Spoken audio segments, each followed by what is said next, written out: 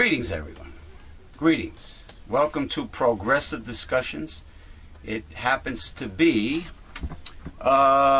Wednesday, November the 2nd, 2011. All Souls Day, because first you have All Hallows Eve, Halloween, which was, Sunday? And then you have Monday. And then Tuesday was All Saints Day. I'm not sure if that was an old pagan Christian holiday or if the Catholic Church came up with that or what, but it was All Saints Day. All Saints, it's a Catholic Church. Okay. And today is All Souls Day. Collectively, I call it La Parka, because it's my favorite time of the year. If those of you that have seen the blizzard of October 29th, 2011 up here in New Jersey, you'll see a my new buddy hanging and blowing in the wind and chiming away, Mr. Billy Bones La Parka. And I might be able to use him as like a ventriloquist dummy in the future, maybe. You know, he's a skeleton, and when he blows in the wind, he rattles like a bamboo wind chime. But anyway, we normally that guy Jeff Dunham, who has that skeleton. Oh, Jeff Dunham, yeah, Jeff that's Dunham, right, yeah. Jeff Dunham. He's the Muslim skeleton here. He's the new. He is in the spotlight right now in terms of puppeteers. Jeff Dunham. He's on Comedy Central? Yeah.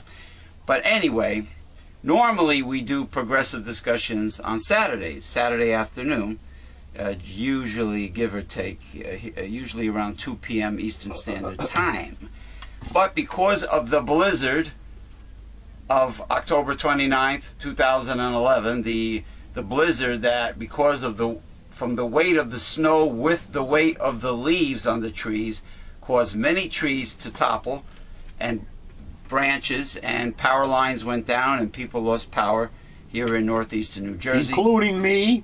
Including my mentor and co-host, the Reverend Dr. William J. Eisenman. He lost power Saturday night until sometime Sunday? Yeah. Had to sleep frozen. He had to sleep in his winter coat, maybe a hat, maybe a scarf over his nose to breathe warm air. But anyway, and of course candlelight. I, of course, live on a hill, and luckily, knock on wood, well, hold on. I did not lose any power or internet, which is very important. But anyway, I am your host. I'm sorry, I didn't introduce myself. I am James P. Madonna of Mega Life 21, the hardest hitting internet talk radio station on the planet. And I also introduce, of course, my co-host and mentor, the Reverend Dr. William J. Eisenman. We are here at the Newsletter Censored Research Center in northeastern New Jersey. And it is strange doing the show during the week.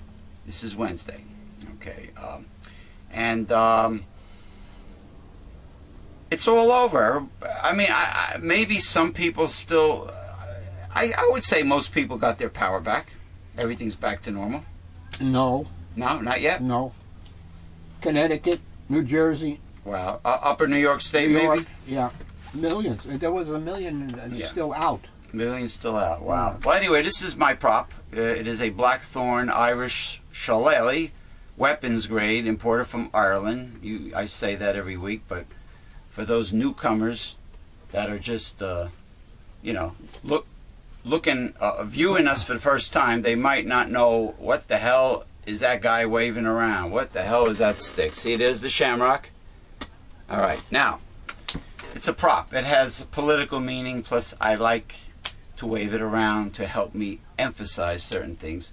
Similar to, let's say, if Judge Judy was whacking the gavel on her desk when she's upset, when people don't want to shut up in court. Or do judges pound the gavel when the final decision is made, or do they also do it to quiet a noisy Bring court? order. Order in the court? Right, order and then final decision. Whack, that's it. That's it. I'm gone. Decision is made. Boom. All right. Anyway, we're like 2 weeks behind. So when I spoke to you people last, our viewers and listeners, I was talking about the debut of the Time Warner TV taped professional wrestling show that myself, James P. Madonna, and the established broadcaster from Time Warner, Mr. Irwin Benz, were supposed to do color commentary for D2W Pro Wrestling in Hamburg, New Jersey. It was scheduled for, what was that, the October 22nd on a Saturday night? Yeah. All right. It was a complete, total disaster, not because of nature, Mother Nature, not because of the weather, not because of the Wallkill Valley High School. Nobody there did anything wrong. It was a beautiful building. It was nestled, surrounded by mountains. They have a huge high school gym where the event was being held. It wasn't because of any of that.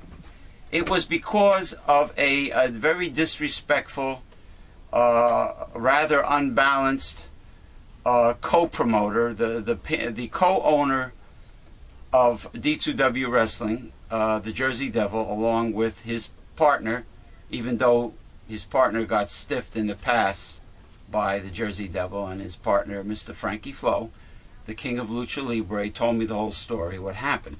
Yes, he did get stiffed very badly by the Jersey Devil as a so-called business partner. But they talked it out, and they worked a deal, and they settled their differences. But in my opinion, it's not a good sign in business if your partner uses you and stiffs you. That's usually not a good start.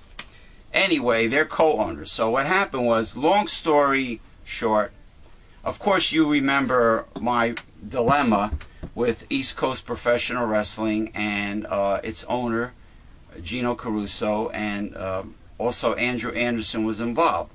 To bring you up to speed, is I worked for them for over 10 years at different capacities. So Andrew Anderson had called me and pleaded with me and nagged me to please, can you do the TV taping for East Coast Professional Wrestling? The cameraman doesn't want to drive out from Long Island, something like that. Well, the truth is that Gino Caruso doesn't pay anybody. So why should the guy drive and burn all that expensive gas from Long Island and film for 3 hours for nothing? So they suckered this poor soul into filming for 3 hours, and lo and behold, I did not receive one penny. I after complaining profusely, I received a thank you from Gino Caruso by email. He didn't even call me after 1 week. So after that, I said, no way. I'm not doing any favors for anybody in this business, because people get stiffed. And then Andrew Anderson tried to do it again. Tried to nag me into filming again for 3 hours. Anyway, I said, no, no, no, I refuse. And then I did the TV taping. I did my own ECPW uncensored, and with the great Craig Sorrenzio, which also got screwed over by Gino Caruso and ECPW. So Gino didn't like it, so I was banned and blah, blah, blah, and it went back and forth. It was a big to-do, big fight. I said, look, sue. Yeah, he said he was going to sue because I'm using his name. Mm-hmm. And in actuality, copyright infringement. Yeah. Well, it turns out I highly doubt if his videos are copyrighted. Number one. Number two, if a fan purchases a ticket, the fan, I believe, has a right to film. They're a paying customer. They bought a ticket. That's another thing. He wanted me to film for 3 hours without getting something to eat or drink or possibly go to the men's room.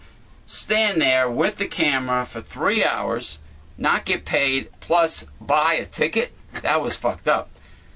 That's another thing with ECPW. So, if you buy a ticket, you should be able to film. It's your camera. Hey, you paid for the ticket.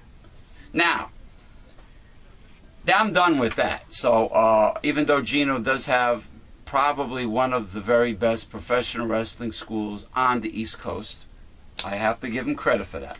But look, Brian Slate, otherwise known as Tony Testosterone, told me a long time ago that this business is very sleazy and dishonest. And even Bruno Sammartino said in his documentary that the promoters in professional wrestling are very unethical. It's like horse trading. Horse trading. In Kentucky. Oh, really? Yeah. Yeah, well, Bruno, the living legend, it came out of his own mouth.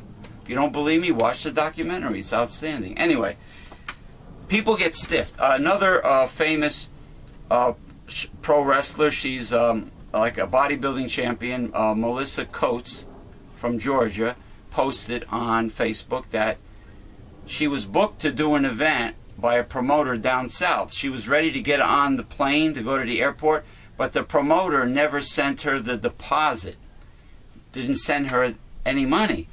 So she canceled. So she had to contact all her fans and say, look, don't go to the event. I'm not going to be there. The promoter did not send me the money.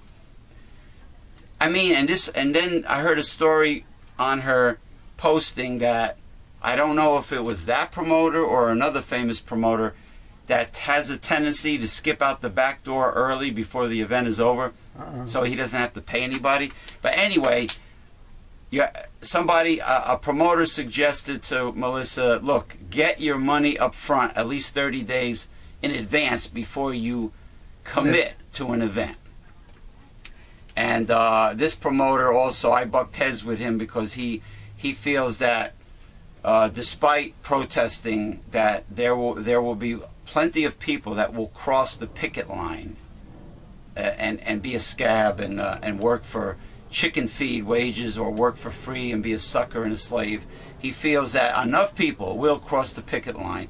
So I bucked heads with him a little bit, and about my reason, I said if enough people felt that they were part of a large enough organization that was strong, like the Occupy.org, all over the country, strong, massive amounts of people joining, I feel that the scabs will be reluctant to cross the picket line if they feel the organization and their protest is strong enough.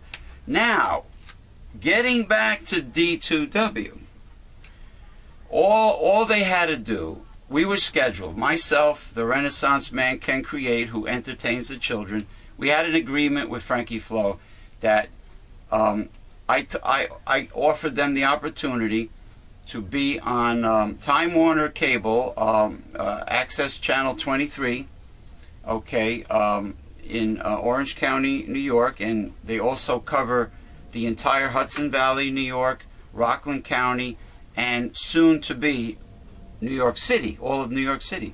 And Can Create will entertain the parents and the children when the matches are not going on. And I will do color commentary with Mr. Irwin Benz. And they will get a 1-hour time slot for free, more or less, on Time Warner. Now, what better way to sell shows, to promote future events and promote your organization and book future events with different people than television?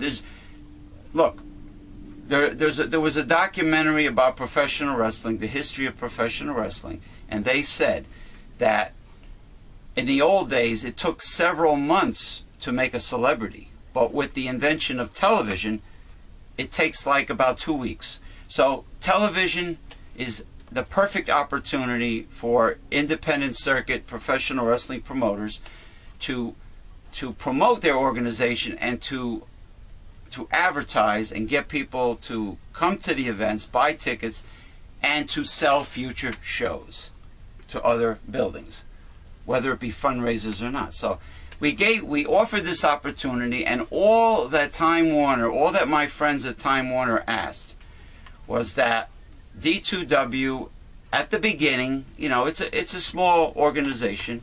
It's not the WWE or TNA.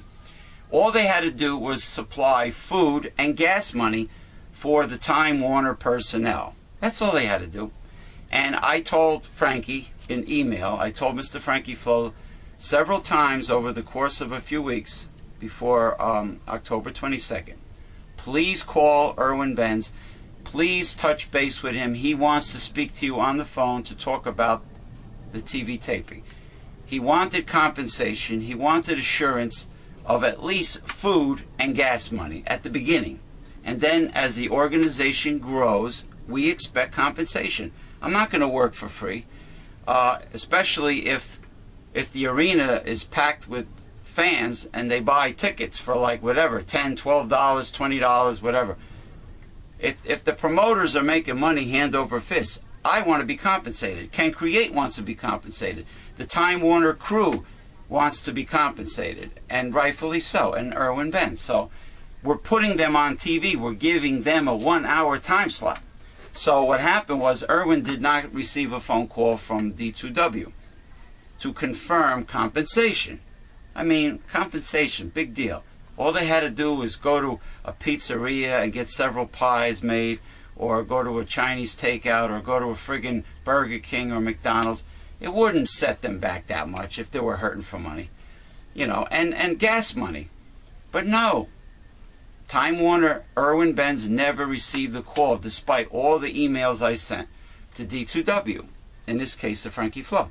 So what I'm assuming is, and I know you shouldn't assume, but what I'm taking a guess at is that since the Jersey Devil owns the wrestling ring and he started D2W, that he probably told Frankie, no, we're not going to pay him anything. No. And what could Frankie do? Maybe he was embarrassed to tell me, you know, but I have a feeling that's what happened. So what happened was, after we burned all that gas, because we had to travel far to Hamburg, New Jersey. I think it's in Sussex County. After we got there, the second I walk in, the Jersey Devil nearly bites my head off like a crocodile, like a Nile crocodile, and says, "What are you doing here? What do you want? What do you got there?" He's looking at my bag. He notices I'm not bringing the camera. And I told him, I said, "What do you mean? I'm scheduled to be here to meet the Time Warner crew to do the first Time Warner TV tape pilot for D2W Pro Wrestling." "What do you mean, what am I doing?" Where were you the beginning of October? You're supposed to be in Wharton." I go, "What do you mean I'm supposed to be in Wharton?" I'm thinking to myself, I says, I didn't really know. He says, "Yeah, first Friday of every month." I never committed, listen, I never told Frankie Flo that I am committed to attend every D2W event, or let alone every single event in Wharton, because I did the color commentary the first time in Wharton, New Jersey at the American Legion Hall. I did not receive, I received thank you and appreciation, don't get me wrong. I did not receive any gas money for my driver, or, you know, at least gas money for the poor kid. You know, the guy is like, he's handicapped, you know. Give him gas money. Gas is expensive nowadays. I would have been happy about that. Nothing. Now $10, no $15, $20, nothing. The middle of, the center of a lard lad donut. No gas money. So I figured, why should I commit to every show? I did not have reliable transportation to travel far at the time. Gas is expensive. I had to take after I taped the event in Wharton, I had to edit the video and put it on the internet. That's work. My time. On my own time. I received no compensation, not one penny for that. So same thing with Gino Caruso, which happens to be Jersey Devil and Frankie Flo are spin-offs, offshoot of East Coast Professional Wrestling. Gino Caruso books them, gives them matches, including Andrew Anderson, and they get paid. Sometimes they get paid well, so they can't really say too much about Gino. And I understand. They don't want to bite the hand that feeds them. So this is the truth. I'm not lying. So I got no assurance of compensation. You know, like the old Chinese woman used to say, "No tiki, no washi." No tiki, no washi. Well, I didn't get no tiki. Where's my fucking tiki? So he bites my head off. So I'm not going to commit to every show. So Jersey Devil, see, this is what kills me. These promoters expect everybody to kowtow to them and do them favors and work for them, and it's like they're doing people a favor by having them do stuff for the federation. Hey, I'm involved with Ken Create, who is an upcoming, quickly rising theatrical performer. I've been on the Time Warner TV show 3 times, once with Frankie Flo, and I'm going back again. I'm going back on November 12th. We're doing a fundraiser for the station. So I have other agendas. I do progressive discussions. I do internet talk radio, right? I do health talk. I work sometimes with other people in the organization. I am busy. We talk about politics, religion, current news topics. I have a life. I don't like run around and chase indie circuit professional wrestling promoters begging them, please make me a part of your organization, please. So I was nice enough to offer the free 1-hour time slot that normally these promoters will have to pay for out of pocket. So that's the story, in a nutshell. No appreciation, total disrespect. He bites my head off. Ken Create, we set up a chair on the other side of the gym at the Wallkill Valley High School. Ken Create starts performing with the dancing cane, and as usual, a large amount of children start quickly clustering around Ken Create to watch him. Then I see Jersey Devil waving his hands around, complaining to the commissioner of D2W Wrestling. He comes over and he says, "You guys have to go sit on the bench. You can't stay here. Can't stay here." There was hardly anybody in the arena. Hardly anybody showed up, which means that the event was not promoted properly. Mm-hmm. Not too many people showed up at this huge high school gym. So we had all this gym floor to hang out. Ken Create was entertaining the children and their parents, like he always does, instantly. He benched us. He told us to go sit on the bench. So did not see the positive aspect of Ken Create entertaining the children and the parents. Didn't see the positive aspect of that. How no other pro wrestling, indie circuit pro wrestling event offers what we offer. Entertainment for the kids and their parents. The 1-hour time slot. So Ken Create says, what the fuck am I doing here? What am I? I'm wasting my time sitting on the bench. If I can't perform, why be here? I said to him, you know what? I'm really pissed off. Let's get out of here. I would not feel bad if we left. And we did.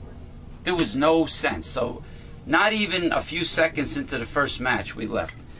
I'm done. We're done with D2W. I don't want anything to do with that man. Totally disrespect us. And why did this all happen? Because they couldn't spring for some cheap food, some food, and gas money. That was asking too much. Otherwise, Irwin Benz told me he would have been there with the crew. The TV tape pilot would have happened. This is the professional wrestling industry. This is what kills me, Dr. Bill. The people start off as fans. Professional wrestlers and promoters like to call them marks. It's a derogatory term. You told me it was an old carnival term. It's not a compliment. All right, these so-called marks start off as big wrestling fans. They want to be a wrestler or a manager or a valet, whatever. All right, or a ring girl, whatever. They joined the school to become a wrestler. They learn how to take bumps and how to fall, how to protect themselves, not get hurt, and how to make it look good, and work on their persona, their personality for doing interviews and promos. They pay the promoter, not the promoter, I'm sorry, the teacher, like Gino Caruso, they pay $3,000. When they graduate, they get suckered into maybe driving the ring truck, setting up the ring for free, usually. Sometimes they get paid. Not a lot, but. And they start off by getting booked by indie circuit promoters, and they get nothing. They don't get paid. All those people for D2W are complaining that they don't get paid. Now, I thought they called it professional wrestling. Bill, doesn't the word profession mean you usually get paid for your services? Yeah. Generally? Yeah. Now, professional. You can't call yourself a professional artist until you have sold a painting. did you hear that? So the legal definition of a professional means that you get compensated. Well, guess what? These people are getting stiffed, and it's not just New Jersey, it's all over the country. Like Brian Slade said, for some reason this industry attracts very sleazy and seedy and unethical individuals like Bruno Sammartino because it's said. unregulated. Now we're getting somewhere. Deregulation. Who supports deregulation? That's the same thing with horse trading in Kentucky. It's deregulated. Conservative right-wing Republicans support deregulation of business in a capitalist society. Absolutely. What does deregulation mean? It means that the business person, the company, has the right to screw you, lie to the consumer, rob you, sell you garbage, become a snake oil salesman, and you can't do anything about it because the law protects the corporation. Exactly. And that's where this is all leading to. This is an example of a deregulated, evil, greedy abuse of the capitalist system allowed by conservative right-wing politicians like your heroes out there, like Chris Christie and if you happen to like him, Rick Perry and the chicks, Michelle Bachmann, or whoever. Yeah. All your heroes that you look up to, the Tea Party. Herman Cain. Yeah. Former 999. Yeah, former CEO of a corporation, and did they call him an Uncle Tom yet? Herman Cain? No, nobody called him, but he's been accused of sexually harassing women. Well, you got to prove that. Well, there was an agreement. The women were paid off. Oh, really? Yeah, but of course, there was a agreement that they cannot talk about the settlement. Oh, really? Ever, or they will lose it. Well, that's what big business does all the time. They'll get fined, they'll get whatever, and they'll sign these agreements. Well, we didn't do anything. Well, it happens in the pharmaceutical industry all the time. Well, we didn't actually do anything wrong, but we'll pay the fine. Now, this law firm, it was in the news, this law firm that their job is to foreclose mortgages on poor people and middle-class people, foreclose mortgages. They had a Halloween party, and the Halloween party was made up, they're very cruel of them, it was made up of all people dressed like the homeless. Yeah. They were mocking and making fun of the very poor people who bailed them out, whom they foreclosed on their mortgages. They were cruelly and mean-spiritedly making fun of those very people that they foreclosed on. And then there's another story about a poor man in Arizona who got laid off. He had a very good high-paying career. He got laid off. He lost his job.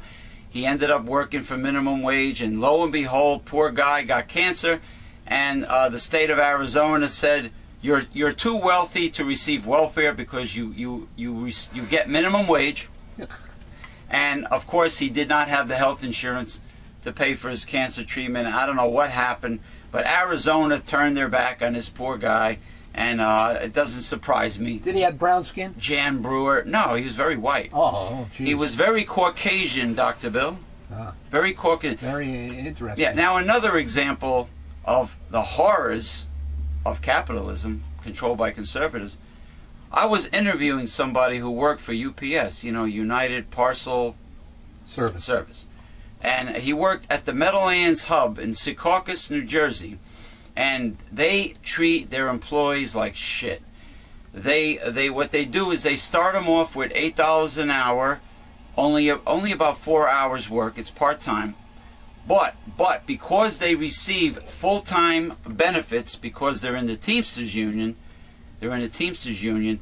they are yelled at, they are browbeaten, they are screamed at, they are cursed at, they are abused terribly, and I'm surprised the union delegates don't go down there and straighten it out. But UPS, they treat their employees like shit, and the management, you think they care about your packages?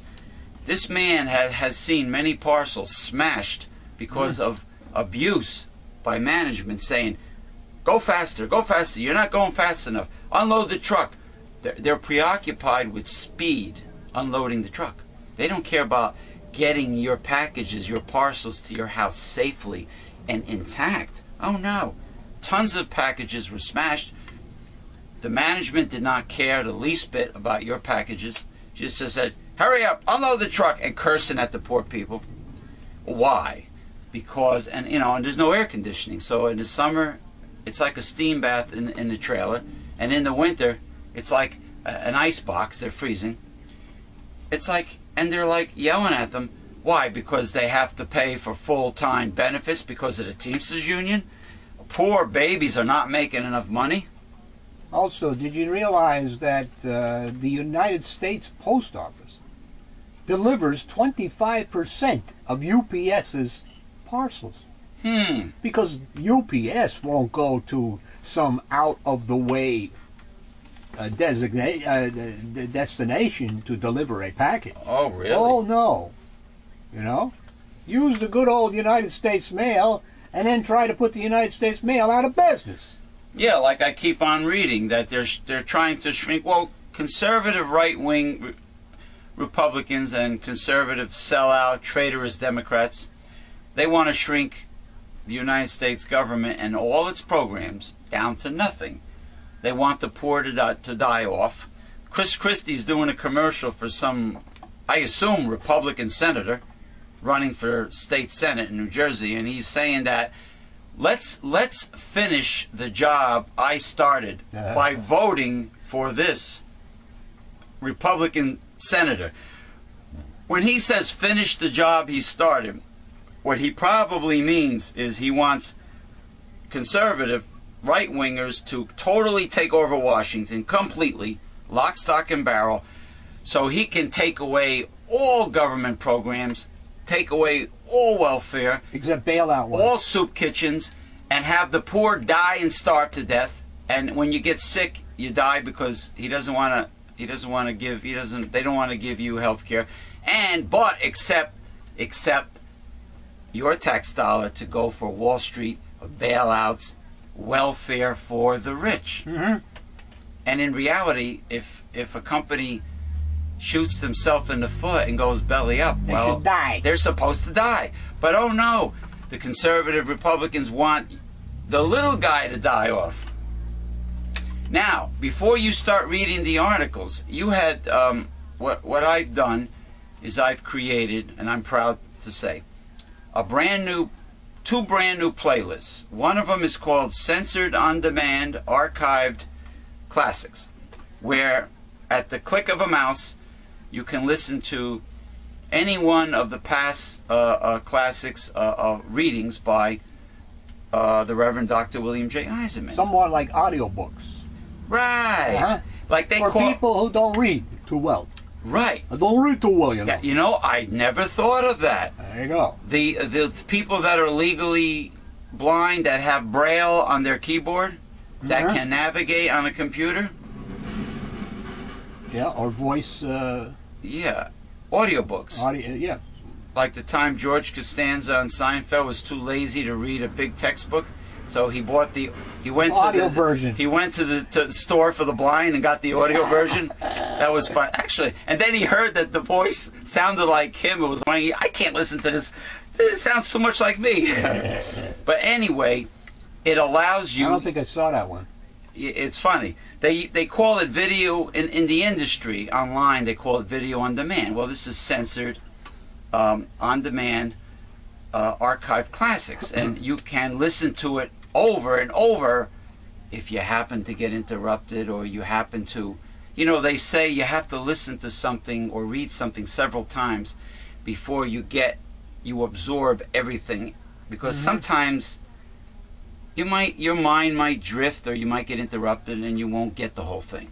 But anyway, I created that playlist, and it contains almost all of the past, and including some recent censors, which is politically oriented but does contain religion.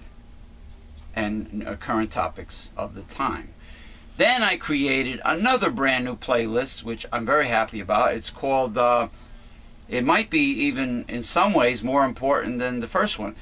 It is called The God Project with the Reverend Dr. William J. Eisenman.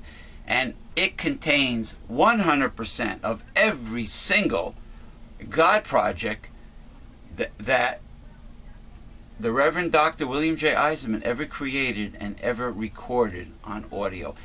100% is right now in the playlist. Just Google it. Type in The God Project with the Reverend Dr. William J. Eisenman. It should come up on the first page. And the other one, if you Google Censored on Demand, Archive Classics, it also comes up on the front page of Google. No problem at all. Every single God project that was ever done.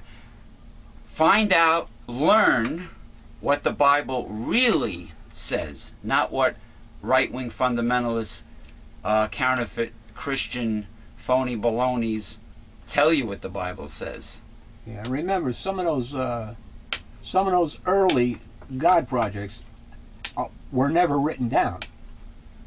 They were done ad libum from notes. I didn't know that. Oh yes, the early tapes.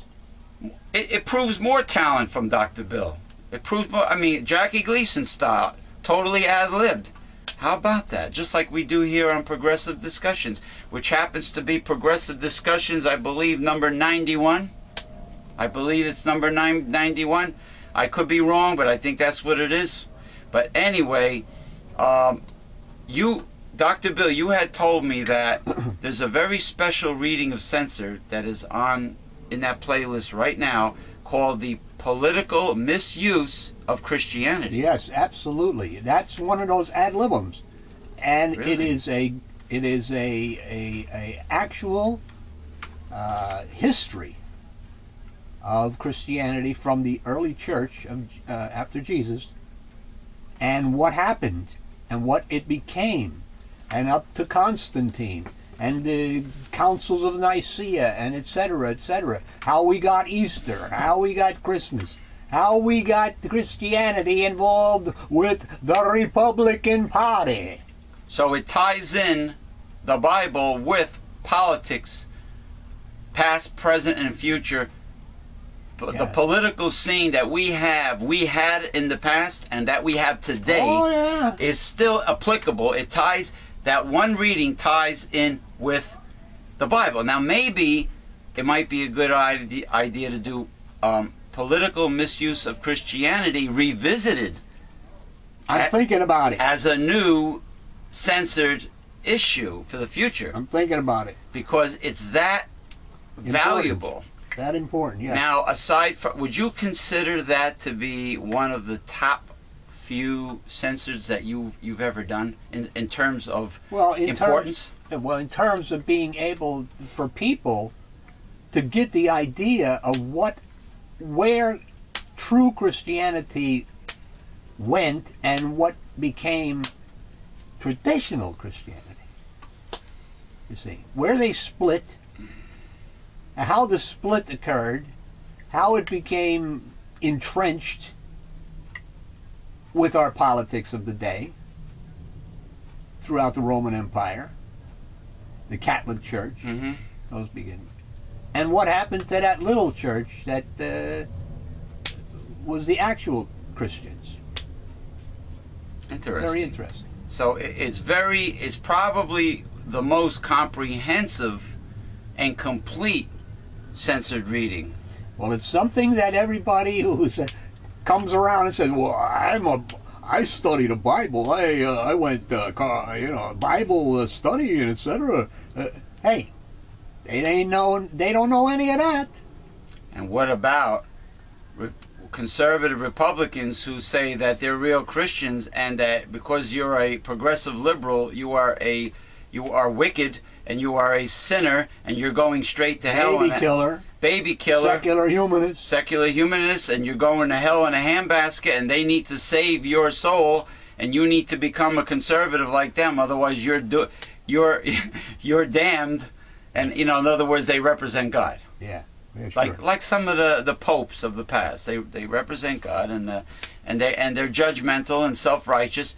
That reading is perfect for them too. Absolutely. That should get under their skin. The political misuse of Christianity.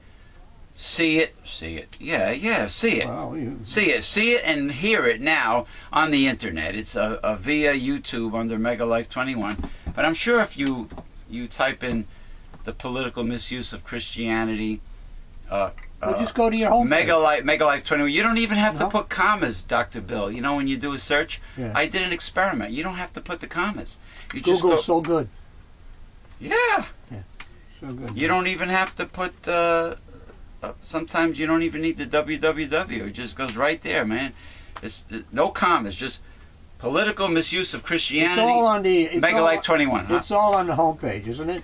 Yes. Okay, so that's good. Yes, it's all there, and it's on your it's on your Facebook profile. The links to the playlists to both of them, and it's on the homepage. Newslettercensor.com. Go there, look it, Google it. Any which way you're going to see it, including all of Ken Create's performances. Just Google him too. That's it. Ken Create. Boom. You don't even have to put down Megalife 21. Boom. You go right there. Now, the first article. George Eberhard of Chester turned 107 last month. Okay, so you're starting off with a very light newspaper article. Well, light. And interesting on how to live a long time. Okay, who's that loudmouth motherfucker out there now that's interfering with our show? That would be a neighbor. Son of a bitch. And scientists would love to know how he and other older folks like him made it that far. So he's going to hand over some of his DNA. He's one of 100 centenarians taking part in a project announced Wednesday that will examine some of the oldest citizens with one of the newest scientific tools. Is this worldwide or just national? Seems to be national. Yeah, I'm sure diet and stress factors have a lot to do with it, along with heredity. Whole genome sequencing. The deciphering of a person's complete collection of DNA. Scientists think DNA from very old, healthy people could offer clues to how they lived so long. And that could one day lead to medicines to help others stay disease-free longer. By the time one reaches 105, it's very hard to get there without some genetic advantages. Dr. Thomas Pearls is helping find centenarians for the Archon Genomics X Prize competition. The X Prize Foundation, best known for a space flight competition, is offering $10 million in prize money to researchers who decipher the complete DNA code from 100 people older than 100. The contest will be judged on accuracy, completeness, and speed, and cost. Genome pioneer J. Craig Venter says, the Centenarian Project is a first step in revealing the genetic secrets of long and a healthy life. We need 10,000 genomes, not 100, to start to understand the link between genetics, disease, and wellness. The 107-year-old Eberhard played and taught tennis until he was 94. He said he's participating in the X Prize project because he's interested in science and technology. It's not clear his genes will reveal much. Nobody else in his extended family reached 100. And he thinks only a couple reached 90. So why does he think he lived so long? He credits 70 years of marriage to his wife, Marie. She, in turn, cites his intense interest in so many things over a lifetime, from building radios as a child to pursuing a career in electronics research.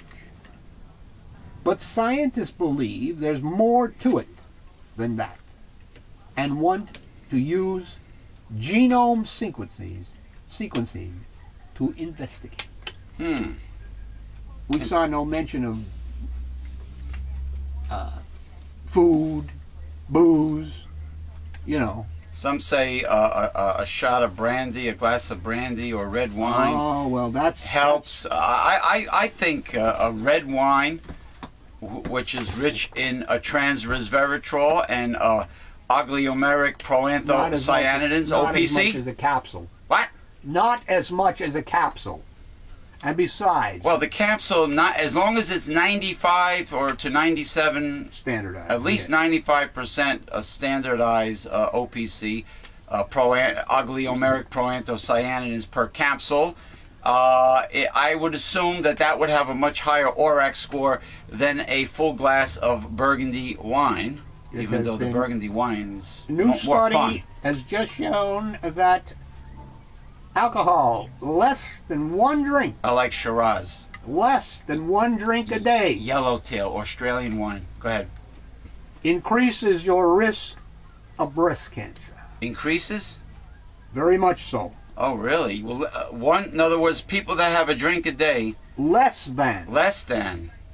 Oh, less than. Really? I also like. So that shoots the red wine in foot for the heart disease.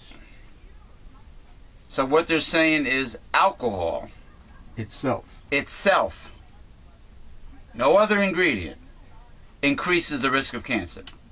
Yep. Okay. I also like Pinot Noir, the Pinot Noir wine. I like good whiskey too. I like the Johnny Walker Blue, or any single malt Scotch whiskey.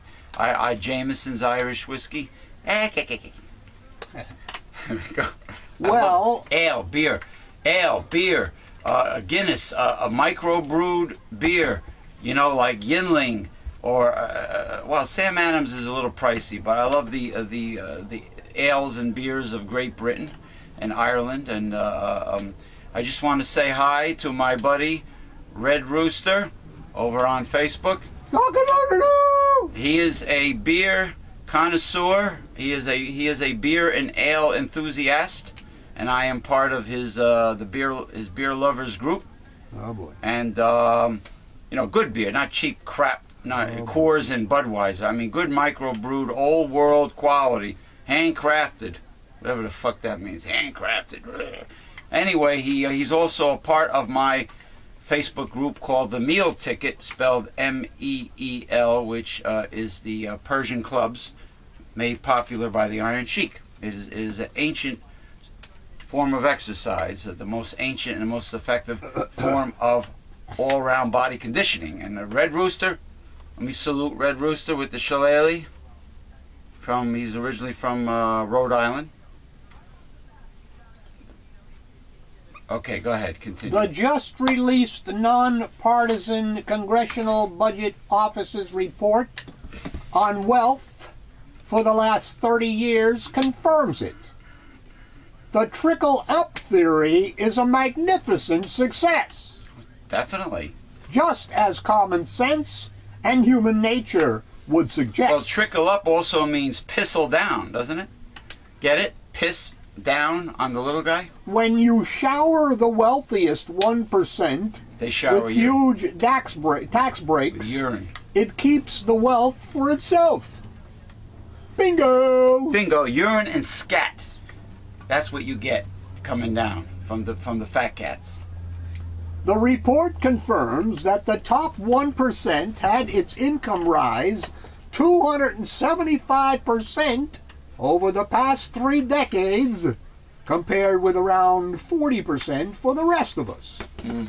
Not surprising when, for the last 30 years, there has been a race to see just how low we can tax the supposed job creators. With estate and capital gains taxes at their all-time low and top income tax rates at near historic lows, the conversation about flat taxes and the elimination of estate and capital gains taxes should continue our slide into third world status as far as unequal income distribution is concerned. Wealth will continue to concentrate in the hands of fewer and fewer, while the middle class slowly fades away. The class war is officially over, and Wall Street won.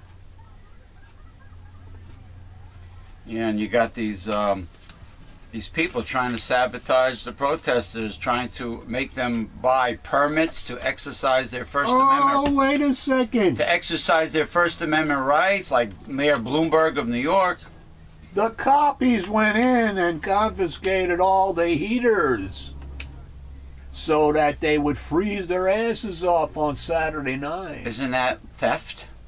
I would say it's something on that order. So I would also say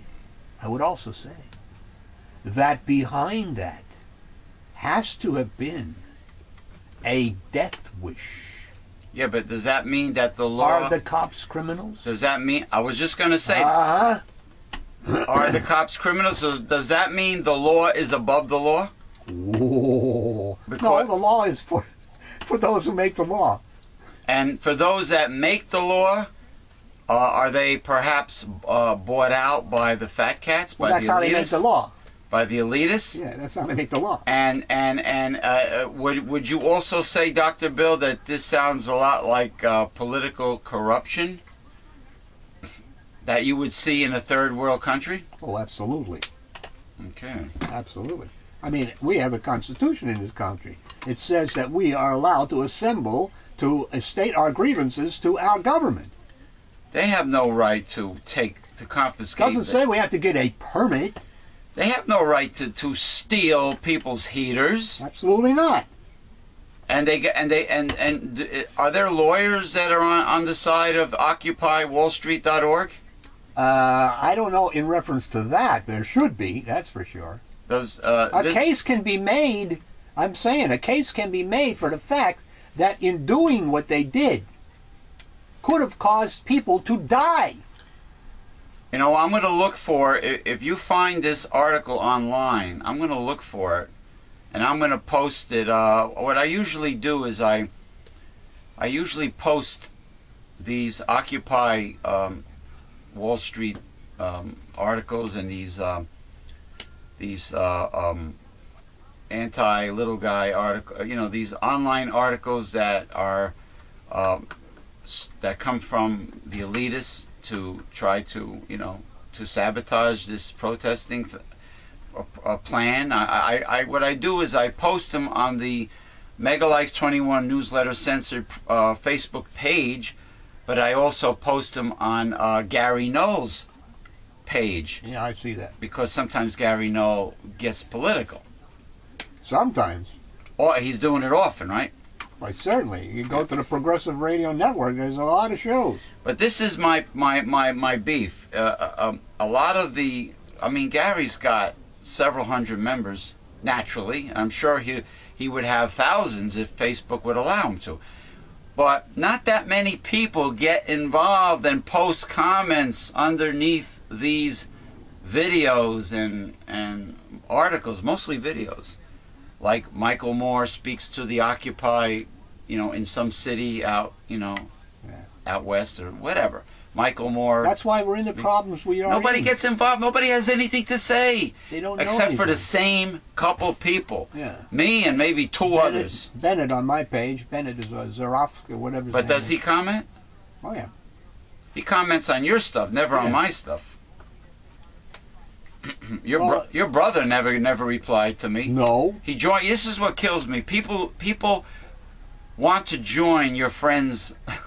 Friend. It's not really a friends list. It's like I don't know what the fuck it is, because you don't even really know these people well enough to call them friends. They want to join your list, but when you send them a greeting, like, you know, like, welcome aboard, hello, I do shows with your brother William Eisenman, you expect a reply.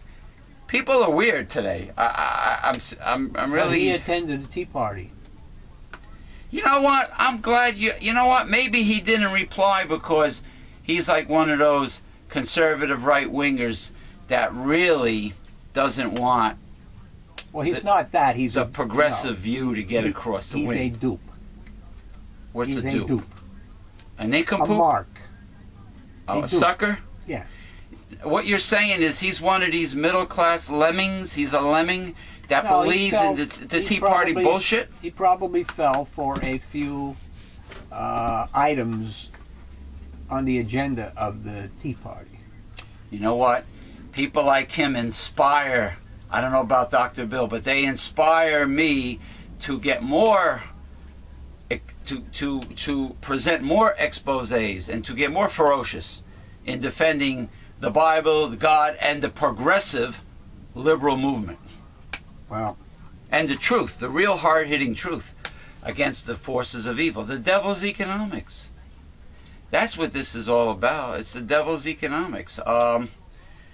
Bank of America decided, I hear, not to charge the $5 per month fee for having a debit card due to overwhelming, massive customer displeasure and that young lady.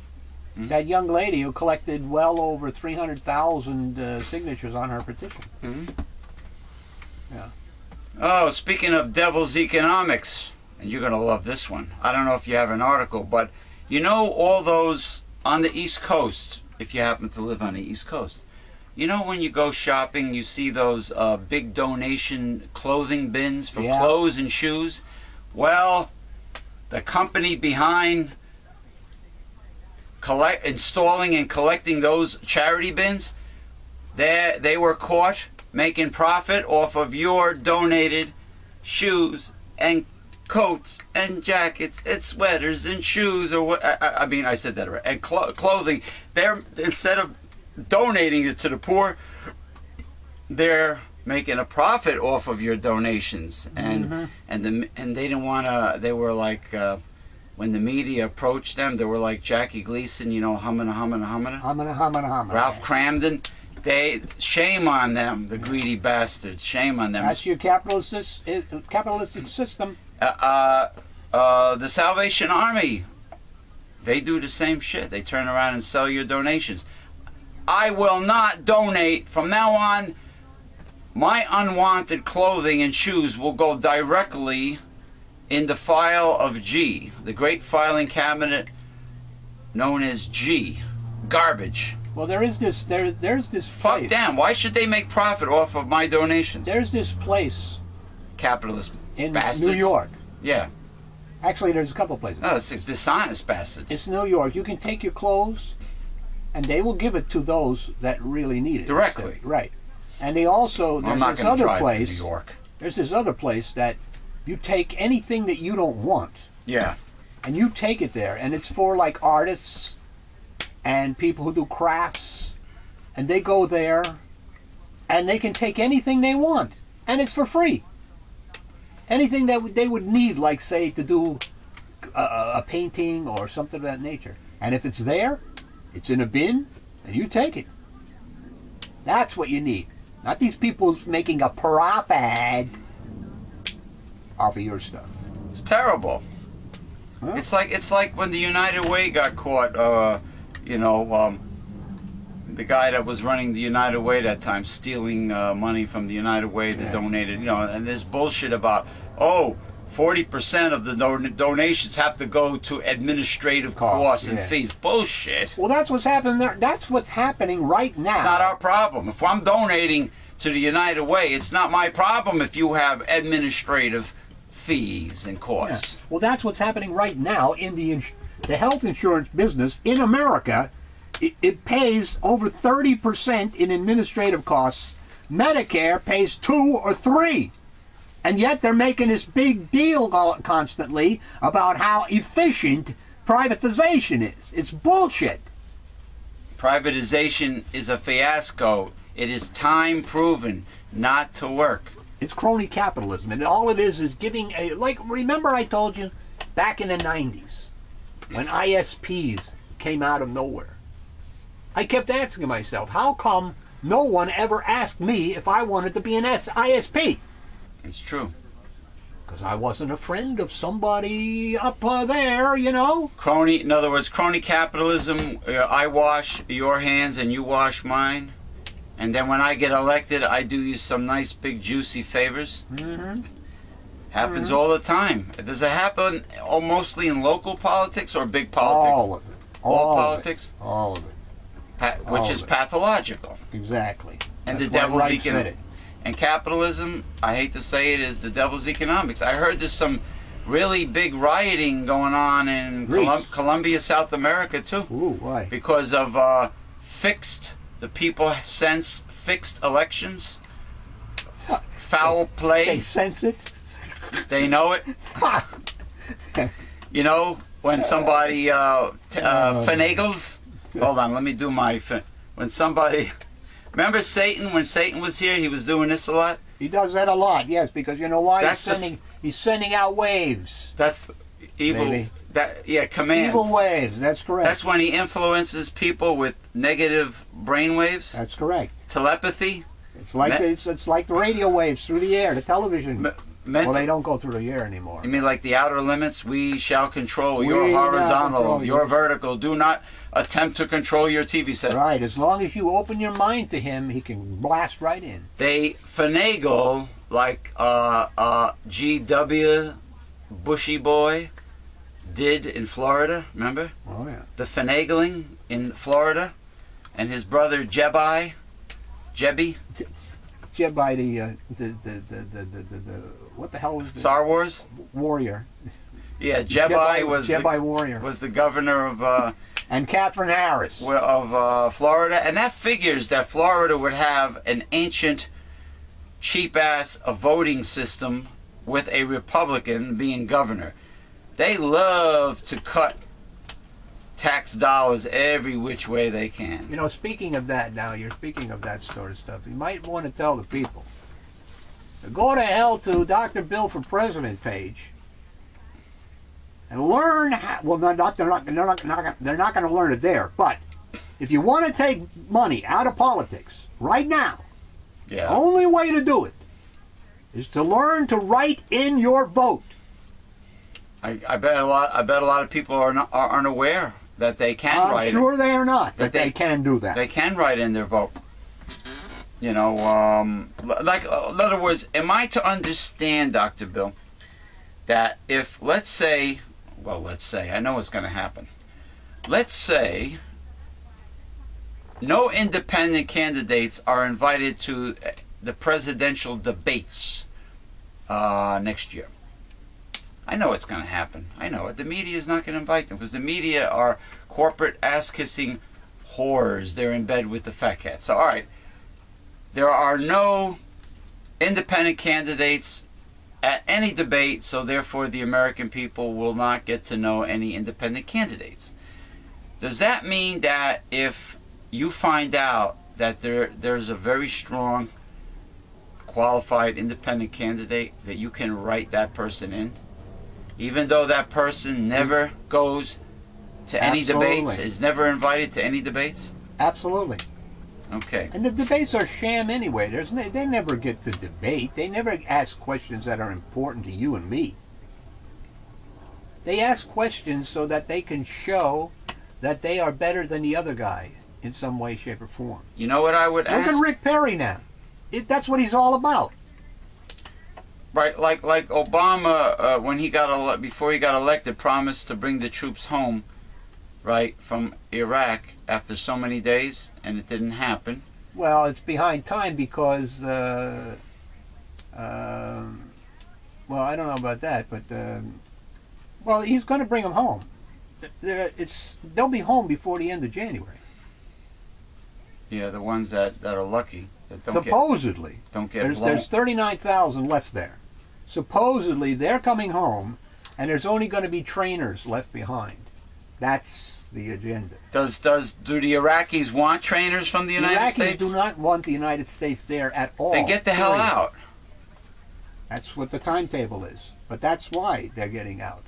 But if they're getting out, why do they have all these bases that they made there? And they have that brand new embassy, which is huge. Did you see that map I put on from Lionel that I put on the no the newsletter censored Megalife 21 page? It is a map showing every single United States military base around the world. Yes, the 104 or whatever, or 140, excuse me. 140 or something. It's shaded in red. Yeah. And you know what I would policemen of the world. You know what I would ask Obama, even though I believe Barack Obama is the lesser of the two evils. You know, I know that's what will be. I would ask him, whatever happened way back when in at the beginning of your first year in office? Whatever happened to healthcare reform? Who are the real culprits that stopped the public option? That should be interesting. Well, they all did, because the healthcare reform bill was written by the insurance industry. Right. Privatization. Yeah. That's what they do. There's an organization called ALEC, ALEC, and it is an organization of all the corporations. Yeah. What they do is they write. It's going on in Wisconsin right now. It's going on in Ohio, Florida, etc. They write the laws that they want for themselves, and they hand it to the senators and the congressmen, and they pretend that they wrote it. Well, the Weeper of the House, John Boehner, kept on talking about affordable health care from private sector, from health insurance company. What Americans need, including the poor, is a specific affordable health care targeted for low-income people. Hey, if you can't find a job, how are you going to get this cheap-ass health care, insurance? That's another thing. You know, way back when, in the 30s or whatever, there was like a tacit agreement between government and business. That business, instead of upping the wages for everybody, we would provide fringe benefits, health care, and you know, all those kind of things that they provide. All of a sudden, when they found out that they were able to finagle on taxes and wages, see, wages are always a business write-off as far as taxes. Wages. Yeah. Okay? They never cost the company anything. Wages. This is the big bugaboo that they're constantly using. Well, if you raise the minimum wage, it's going to cost jobs. No, it ain't. It's tax deductible. But what happened was the corporations began paying less and less and less. That these write-offs were no longer profitable for them. You see, that's what happened. So they want to get out from under them now.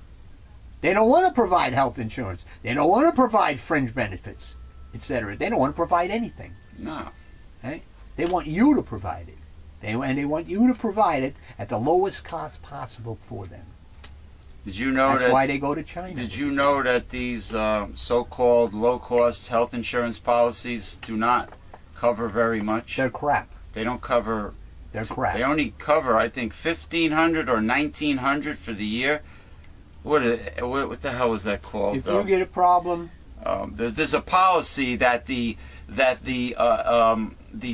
temporary employment agencies offer people that work.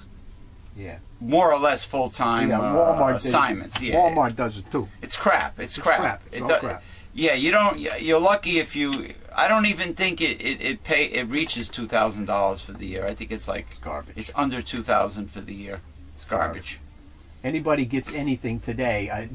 A stay in a hospital bed for one day is more than a Waldorf. Yeah. Come on.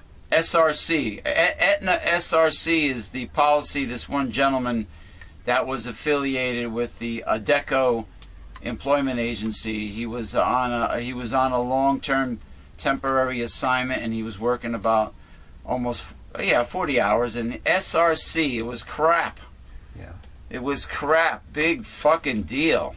1900 for the whole year. Every other country in the world, the industrialized country, can provide free health care for their people. The richest country in the world supposedly can't. And what about a free public college education?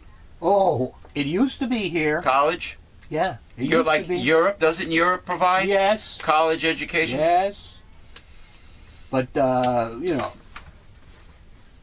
we can't afford it. Oh, sure. We have to trickle that money upward. Can't afford it because the rich don't pay any taxes in the United States. Bingo! That's why you can't afford it. Jeez. And what about, speaking of crony capitalism, what about the bloated military budget? Who loses? Who can't account for over 25% of its money. And when contractors get caught in fraud and criminal actions, guess what? We still give them money after we caught them. $1.1 trillion goes to fraudulent contractors. There you go. Guess what? Right. $1.1 trillion covers almost the deficit this year, which is 1.4. Bingo. Yeah. No cuts, no raising of taxes. Just stopping the waste. And I mean stopping the waste, not this crapola that the Republicans pull out all the time. We have to stop the waste in these programs. You know what programs they talk about? The little guy. That's correct. Helping the poor. That's correct. Compassion. Soup kitchens, food pantries. Yeah. Little bullshits, Medicaid, which 1 or is 2% crap, of the budget. which is crap. Medicaid, Oh, food crap. stamps. Oh God, what do they give people? Honestly, in the whole scheme Didn't of they things. just give a cut? Didn't they give a cut? You know what the food stamp money is in this day and age with the rip-off grocery prices? It's like getting a bag of peanuts on an airline. Well, Gary Null is now he's giving, I won't say giving away, you have to pay for it, of course. He's loading up on bulk items. You come in, you take them out. He's not going to store them for you and wait for you to come in and pick them up. Bulk items in case of emergencies. You know what would be a good idea for a tax write-off for Gary No? I used to, way back when, he took it off the market, but I really loved, and I repeat, I really loved the flavor of Gary No's old fruit and fiber bars. Ooh. Gary should come back with a good meal replacement bar that tastes good. Chocolate with the cocoa, real cocoa. That's what it had, sir. Yes, yes. It wasn't. Listen, it made a Fig Newton taste like crap. And a Fig Newton is really, I mean, listen, it was chocolate covered, unsweetened, of course. It had very high fiber. It had dehydrated, dried fruit of high nutritional value with high fiber added to it. It was like taking a big dose of bran with the electrolyte minerals and nutritional value found in dry fruit, and it was very good. He can come back with a good bar and use the bars for feeding poor people and homeless people and use that as a tax write-off. I mean, oh, by the way, Gary knows, I always said it, if you're living on a super, super tight budget and money is the object, but you want to be healthy, I'd say Gary Null's Phytopower is the way to do it. It's actually cheaper than juicing. It's cheaper than juicing, not counting the cost of the juicer, just counting the cost of organic fruits and vegetables alone. The Gary Null Phytopower is 50% green stuff and 50% red stuff. So you're getting... Plus the work involved. Plus everything that goes into making a Gary Null product. So he has a video on YouTube.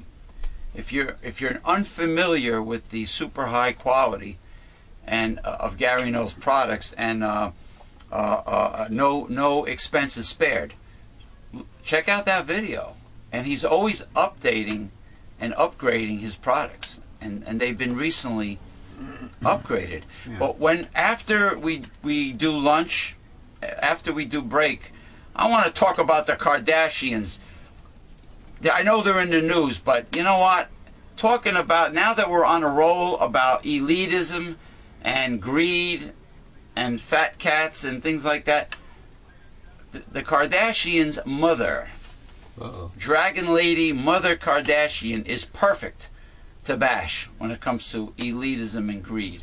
Anyway, continue with another article. All right, I'll get one more. Here. One more. One more before lunch. Yeah. All right. We are a country that has lived beyond our means for many decades. We spend money far in excess of the new wealth we create as a nation. The only way to create new wealth is to mine our natural resources or to add value to a product. The primary way that we used to add value was through manufacturing. 30 years ago, when I was doing a job search, there were over 4,000 manufacturing companies in the 5 counties that I marketed to. Today, there are fewer than 500. We have somehow come to the mistaken conclusion that we can create new wealth by either developing new financial instruments or by selling each other stock, real estate, or precious metals at our ever higher prices. When those bubbles burst, we just look for another commodity to exploit. I have been in manufacturing for 40 years and consider myself a student of American economy. I hear people ask, why don't companies take some of the hundreds of billions of dollars they have in savings and hire more people? I was taught and teach that the only reason to add overhead, that is people and equipment, is to increase output or because of a specific customer requirement. The only reason that a company needs to increase output is if there is a demand for the product. Yes. The only way there is a demand for its product is if consumers are buying. The only way that customers buy is if they can't do without the product, or if they are feeling financially comfortable to buy those items that are not necessities.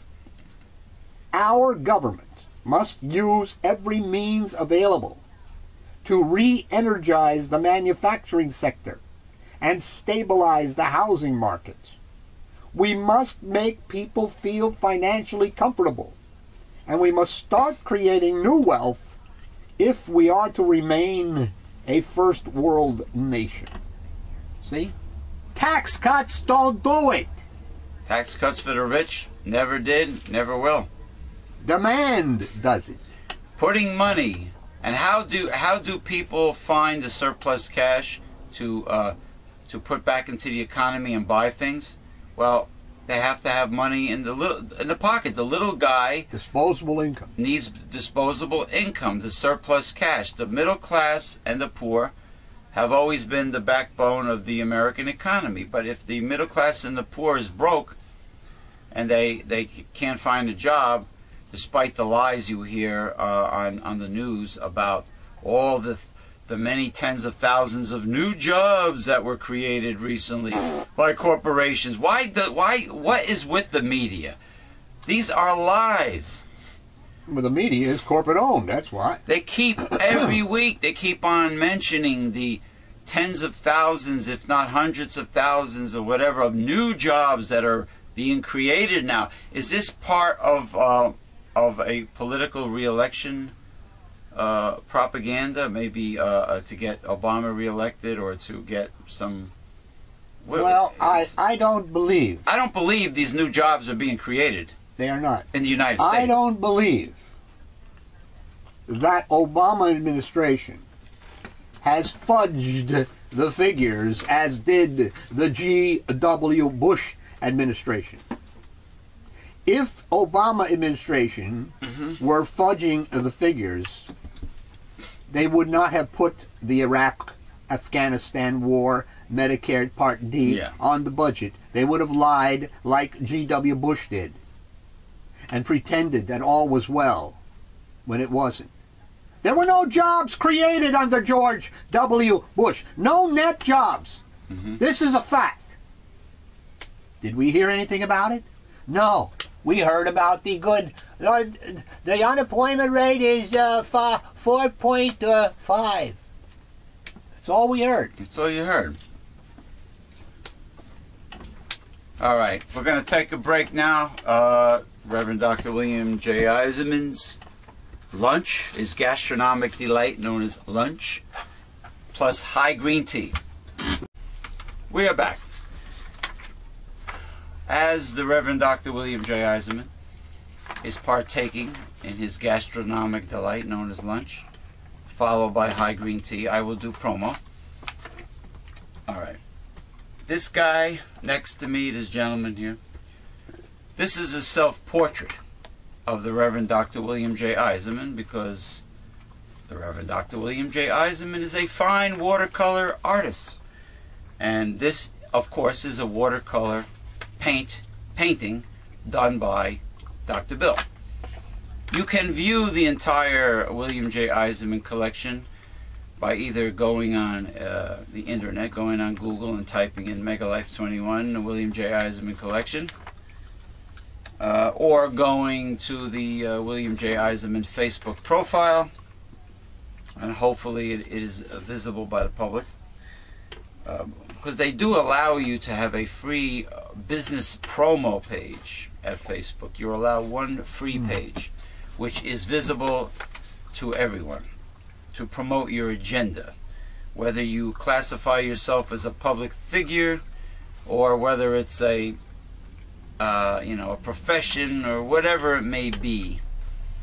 They allow you one good solid page to promote what you have. All right, now, or you can go to newslettercensored.com. If you see something you like, email them. The bidding starts at $500 each. But I know the entire collection, with the exception of one or two new ones that he did, is online now. It's done in a slideshow to very nice, cool sounding Caribbean steel drum music. Caribbean steel drums. Okay. This right here is the backbone of our entire organization, Newsletter Censored, founded in 1977 by the Reverend Dr. William J. Eisenman. It contains the 5 taboos of American life, which is politics, religion, health, human sexuality, and child rearing. It is the kind of information that most people are afraid to hear. Can you handle it? And this is the new issue, right? Number 117, titled The Devil's Economics. Yes. Okay, by William J. Eisenman, PhD. All right. Followed by what we were talking about at the beginning of this show. Followed by The God Project by William J. Eisenman, Doctor of Divinity, which teaches you what the Bible really says. And I am proud to announce that you can listen to all of the classic God projects on the internet by going to Google and typing in The God Project with the Reverend Dr. William J. Eisenman. And if that doesn't work, just type in Megalife 21. And the entire playlist of every single God project that was ever done is there as a video on demand. Or you can listen to it once, twice, a dozen times. You can listen to it 24/7. You can click on anyone and listen to it. Okay, because it's on, well, it's part of a video. You know, you have with the newsletter censored, with the censored on demands, you see a sample front cover followed by a very nice photograph of the Reverend Dr. William J. Eisenman wearing a sort of Indiana Jones hat. I only wish that you straightened it out and fixed it before you put it on, but you know, the Reverend Dr. William J. Eisenman is a very casual man, so the very fact that he had this hat on his head at all says a lot. That's considered dressy. So, but I would have straightened it up, because I'm a stickler for being a stickler and for being a professional. I'm very fussy.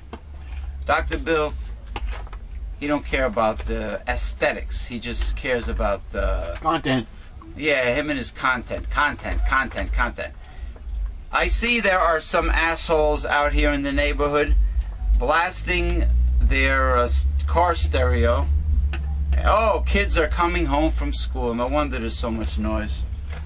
But anyway, oh, I'm sorry.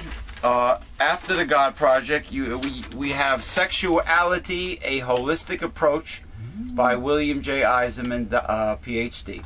So, the best way to be a part of this organization, the best way to join this organization, is to get your free annual subscription to Newsletter Censored with your gift to support this work. Just go to newslettercensored.com. And don't forget to check out Dr. Bill for President. This is your third or fourth attempt? Third. Not the fourth? Third. This is your third time. And the Reverend Dr. William J. Third time is a charm. The third time is a charm. He will enlighten you people to the fact that you can write in your supported candidate if they're not on the ballot. If your candidate is not on the ballot, and if your candidate is not invited to any debates, which they probably won't be if they're an independent, you know, like a candidate who is very non-political, but very qualified, you know, because politics is pathological and politics represents the devil's economics, so you'll have to go independent. But if they're not anywhere to be found, but you know they are a viable candidate just the same, you can write them in. All right. Get your subscription right now. Now, okay, you are about done with your lunch, right? Almost. Almost. I'll wait for you to be done. Because I want to bash the Kardashians. Oh, the nauseating reality series, the Kardashians, just like all other very annoying, very stupid, unimportant reality shows that are on TV today. I'll give you an example. We were talking about the evils of conservative right-wing capitalism. We were talking about the greed of devil's economics, and deregulation, where companies can rob you and steal from you. Well, there's a reality show on now that represents that. It's from Detroit, Michigan. It's called Hardcore Porn. Hardcore Porn. And it's family-owned business, and they snicker and laugh behind the customer's back when they lie to the customer about the true value of their items and how little money they got from the customer. Also, poor slob who needs help. The poor slob who needs help. Or another show called American Pickers, where they dupe many retired elderly people out of their antiques and valuables by convincing them that you need us to clean out your barn and clean out your place because you have a lot of junk laying around. Meanwhile, they offer next to nothing for valuables with a high book value, antiques. They consider this good business. Oh yeah. Well, conservatives consider a snake oil salesmanship and dishonesty to be a good business practices in a capitalist system. Meanwhile, it's wicked. It's wicked. So you got American Pickers, you got Hardcore Porn. Now the Kardashians they would not exist if it wasn't for Kim Kardashian. The sisters, the mother, I never heard of them at all. I didn't know they existed. Actually, Paris Hilton made Kim Kardashian a celebrity. She's getting divorced, you know. Huh? She's getting divorced. Yeah, I'm getting to that. Oh. Now, hold on for a second. I'll be right back. I'll be back in a few seconds.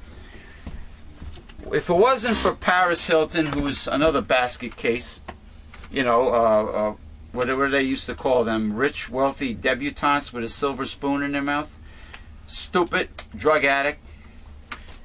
She befriended Kim Kardashian, and that's how Kim Kardashian became a celebrity. Kim Kardashian's ass is getting bigger and bigger.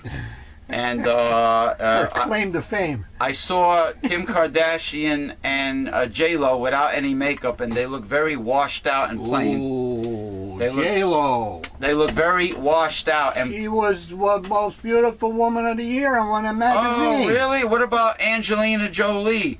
What about Charlize Theron? What about many other women who are much pretty? What about Beyonce? What about Shakira? What about, yeah, Beyonce? Well, Beyonce... what about oh man, what's her name again? Beyonce and the other Rihanna. I think Beyonce and Rihanna are much prettier, ounce for ounce, than J-Lo. But J-Lo's got connections. J-Lo kind of like you know, ever since she started as a choreographer on a Living Color, one of the Fly Girls, you know, J-Lo just rubbed elbows or rubbed other things, perhaps. Hey, with the right. And she's called a fluff girl. With the right. Not a fly girl. With the right people. Well, a fluff girl. If she rubbed other things. The fluff girl in the porno industry is her job is to get the guy hard, right? Keep him that way. And keep him hard. So when the erection gets a little soft, Mr. Softy creeps in. When the lead in the pencil kind of like falls out, the fluff girl comes and fluffs them up. Yeah. Is that where they got the term fluffer nutter, when the Marshmallow Fluff used to do their commercial? Fluff is, I think the term comes from when the maid shakes the bed, you know, with the sheets in it. She fluffs the bed. She manipulates the bed. Yeah, I think that's what it came from. But anyway, the Kardashians, very nauseating because it's about rich, spoiled rich girls constantly bitching and whining and crying about unimportant things. Everything has to be perfect. The mother is the worst. She's the worst. And, you know, the wedding, they have to have this super, ultra, mega expensive reception. And, you know, they're very superficial and very materialistic, as rich children are. But the mother is the biggest culprit. The mother is always interfering in everything their daughters are doing. She's got a big mouth. She's a Budinsky. She interferes. She sabotages. All you hear is her Mother Kardashian's fucking big mouth, nonstop. So what happened was Kim Kardashian married this New Jersey Nets basketball player. And after 72 hours, they separated and filed for divorce. 72 hours, I think? I'm sorry, 72 days. 72 days? Or 72 hours. I think it was days. Or was it hours? No, it was days. It was days. It's days. Yeah. And besides, he doesn't know anything about it, he said. Oh, really? He still loves her. He loves her. Really? Yeah. I hope he didn't pay for that $2 million engagement ring. There's no woman is worth a $2 million engagement ring. This engagement ring is half the cost of Kim Kardashian's mansion, which I'm assuming is $4 million. So the poor sucker, I hope he gets the ring back. I hope he didn't pay for it, because, you know, normally you do not get anywhere near the book value of what you paid for fine jewelry. But because it's a Kardashian engagement ring, believe me, the value would probably go up, being that she's famous. Now, right away. So it doesn't surprise me. Celebrity marriages usually don't last, especially with younger generation celebrities. You know how they are. They're very selfish. It's the me generation. So this guy, you know, all of a sudden news came out that the mother was behind this marriage, not because it was a genuine marriage out of love, a real marriage, but because it was some kind of a money-making publicity stunt, some kind of scheme, because the mother, Kardashian, is not wealthy enough. So talk about greed. Talk about greed. Greed is good. Gordon Gekko said it. In our capitalist system, what's his name? Gekko? Gekko, yeah. Gordon Gekko. He's not related to the Gekko, Wall Street. to the Geico. No, not that Gekko. Gekko on the insurance commercial. Michael, whatchamacallit? Douglas. So greed, doesn't this remind you of one of your past shows called Selfishness as a Virtue? That's what they turned it into. So greed is good, huh? What about competition? That's good too, right? No. Monopoly is good. Monopoly is good. Monopoly is good. It doesn't act... Pretended competition, such as in the like the food agribusiness. Yeah. There's like 4 huge companies that share all the moolah.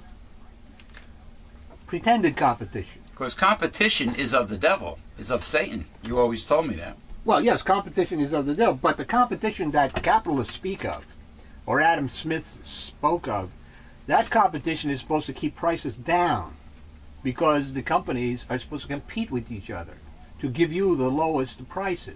That's what the consumer. In a fair, honest capitalist democracy, competition would drive down prices. It would drive down prices, and having emphasis put on small businesses would make the economy boom and create more jobs in the United States. Yeah. Giving favors to small businesses and supporting entrepreneurialism would do it. But not a monopoly with the fat cats. That kind of stuff can never bring us out of the economic problems we're in.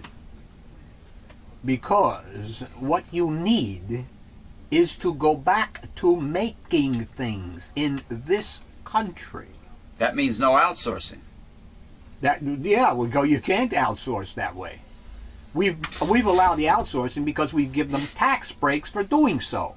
But do you agree that the tax breaks should be on small businesses and not people making over $250,000? Yes, exactly. But tax net profit. Tax breaks, as I said before, will not create jobs. Cutting taxes, tax breaks for the rich will not create jobs for anybody. For the rich. For anybody. I'm talking about tax breaks for the middle class, for the small business owners. But it will not create jobs. How does it create jobs? That won't create jobs? No. Demand creates jobs. Okay, what would happen if, by some stroke of miracle, the progressives would take over Washington and the tax burden will be shifted to the rich and to the big corporations and the elitists and the fat cats, and all the tax breaks would go to the middle class and small businesses? What if the magic shillelagh would be waved and that would happen?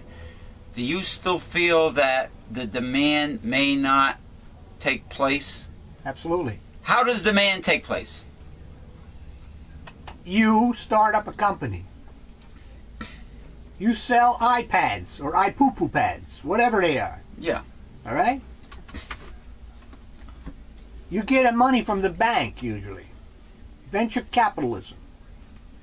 To start up your business. You advertise your product. You create demand.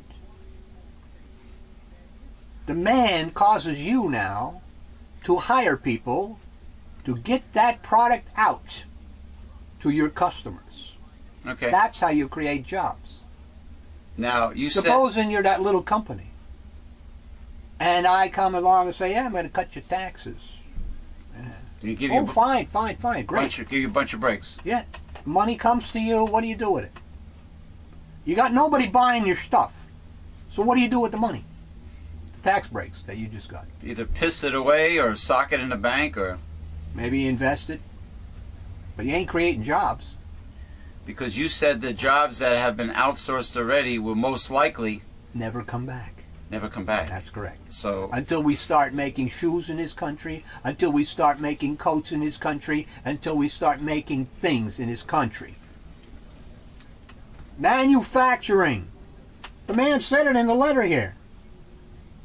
Used to be 5,000 manufacturing people within his marketplace that he used to deal with. Now there's only 500.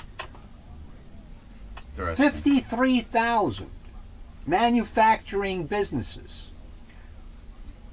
either died or left this country during the Bush administration and beyond. Okay, in the last 10 years. Where are you going to get those jobs? They're gone. You can create. Let's see. What would be a great product that people would want to buy today? Some scientific product. Like something science fiction. Something that works. Not an infomercial crap. How about a hologram robot? Beautiful woman. You mean with real feel? Real feel, real emotion. You mean like the holodeck? Real emotions, a sentient being. You know that would be the biggest seller in the history of manufacturing? But what if the people didn't have disposable income to create the demand? Then only the rich person would have these masturbation tools. These lifelike masturbation tools. I think a lot of the rich people already have them. They're called wives. Wives? Oh. Yeah. You think Donald Trump is capable of emotions for his wife? I don't think Donald Trump needs to buy a holodeck or a hologram. I think the sheer fact that he has all this moolah, you know, him and Hugh Hefner and maybe Bill Gates, that funny-looking troll with the Mo Howard haircut, the stupid haircut. In other words, that's their orgastic delight. They can have the top of the line, high class call girls come visiting their home several times a day. They can have a different chick show up. They don't need to get a holodeck because they're rich. If they chose that route. Now, if they were married, they were happily married, that's one thing. Or if they had a hot-looking, gold-digging chickie poo, a girlfriend, you know. Well, I just don't think that anyone who is focused on moolah is capable of the emotions that are necessary for a marriage, for a wife, for a lover, for those kind of relationships. Because their love is materialistic. It's of the flesh. It's of the material world. Mm-hmm. Their love of money, idolatry. And that's why it says in the Bible that the rich can never enter the kingdom of heaven, because they already have their God. So they're not looking for another one. Their church is the bank. Their God is money. Now, I'm curious. Larry Flint's paralysis, does it affect his genital area? I believe it does.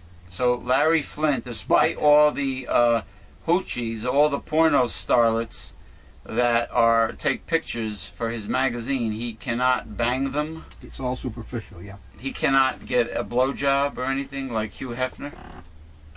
No, I don't think so. He cannot get his knob polished? I think he's affected from the waist down. Oh, shit. Poor guy. Yeah. And he's in that industry, too. Well, that was a religious nut. That was the result of a religious nut, you know, who felt it was his duty to do God's work and try to kill the guy, the bad porno man. You see? In other words, some nut like God is too weak, like a Christine O'Donnell, a follower, or maybe the abortion killers, a Rick Perry follower, or Sarah Palin, or Jan Brewer, or whatever, or what's that other one?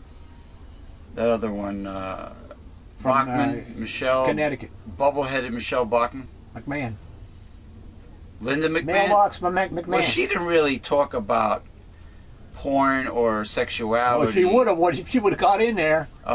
Christina, the witch O'Donnell, the slutty witch O'Donnell, had a hang up about sex, probably because because she was so prudish and right wing. No man wanted to date her.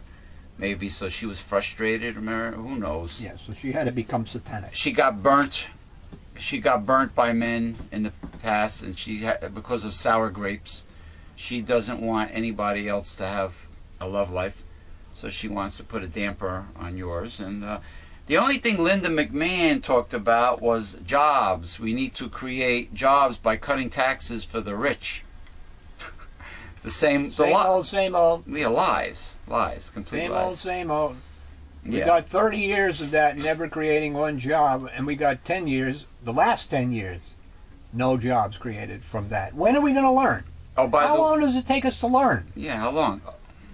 Oh, by the way, Linda McMahon's husband, Vincent Kennedy McMahon of the WWE, guess where his main office is? Connecticut. Stamford, Connecticut. Oh, how convenient. Linda McMahon running for Connecticut State, was it Senate or Congress? I believe it was Senate. Connecticut State Senate. And her husband's company is based in Connecticut.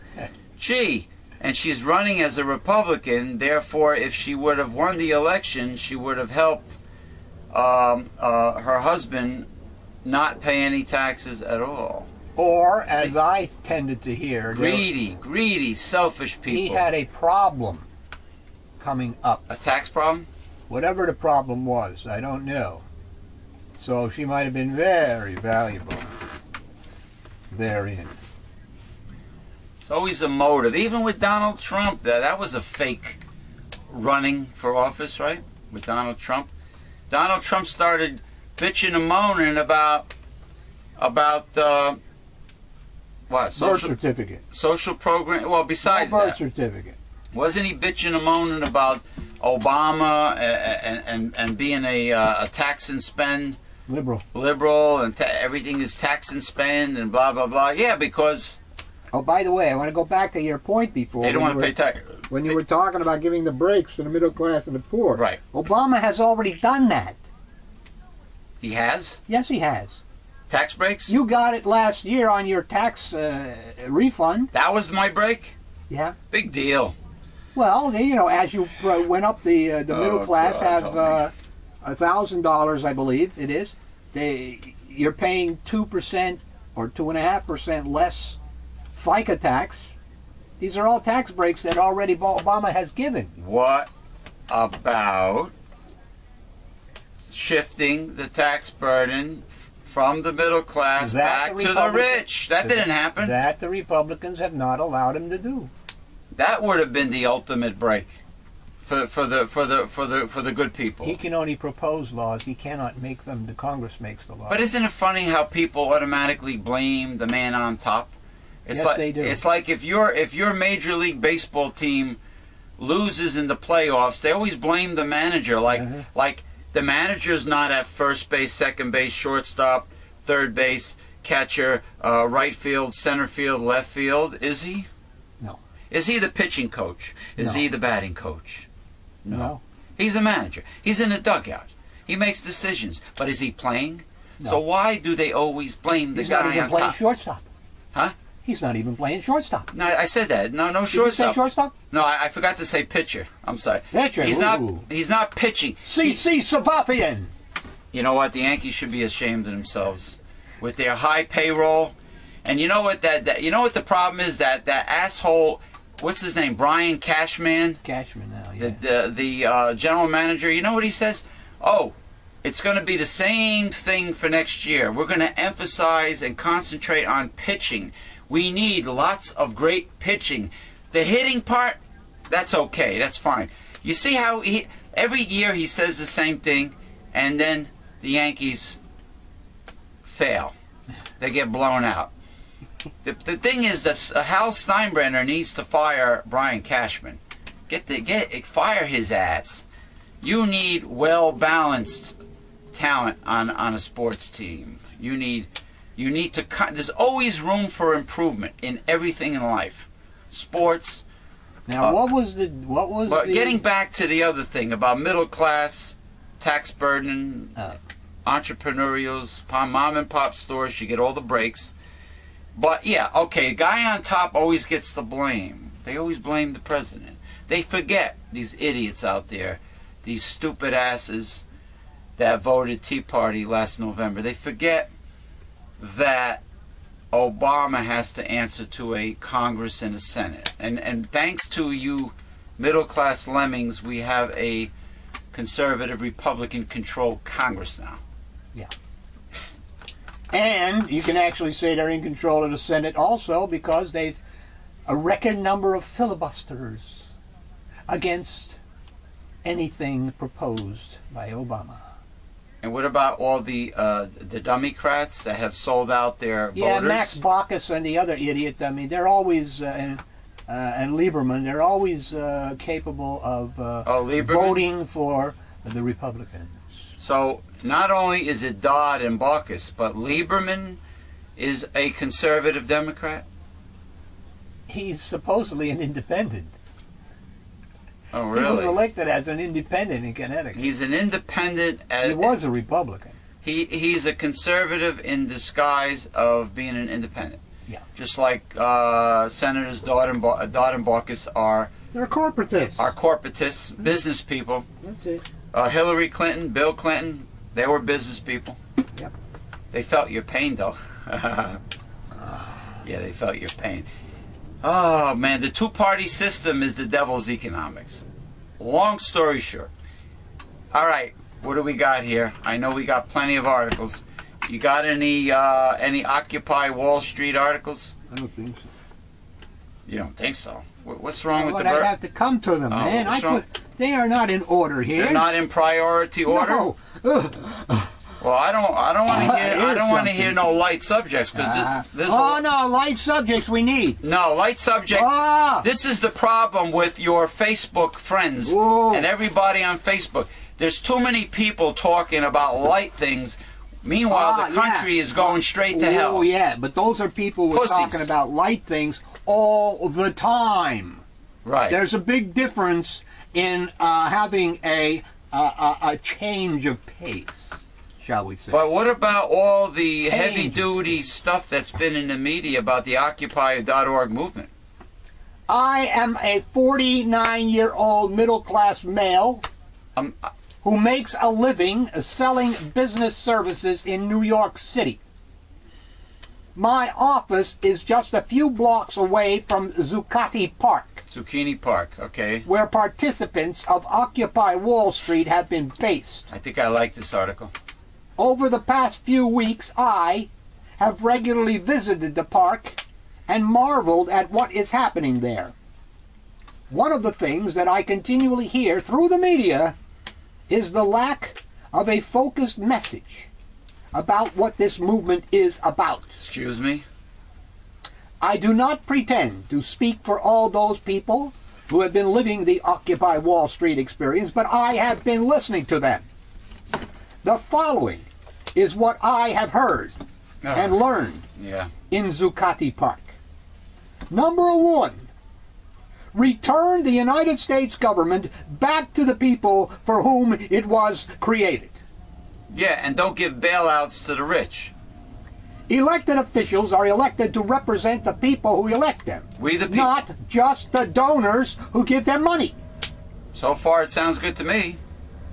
Number two, remove the overarching effect that big business has on our government. Reverse the Supreme Court's Citizens United decision, which decided that corporations are people.